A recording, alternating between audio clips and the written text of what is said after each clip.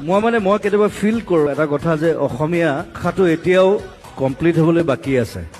কাৰণ আমাৰ ভাষাটোত কিছুমান উচ্চাৰণ নাই সেইধৰণে আমাৰ এলফাবেটছো নাই চ নাই আমাৰ চশমা ক'বলৈ দিগদাৰ হয় মোৰ নামটো জুবিন জ নাই অসমীয়াত চ' যদি সকলোৱে ভাল পায় নতুন কেইটামান এলফাবেট ক্ৰিয়েট কৰিম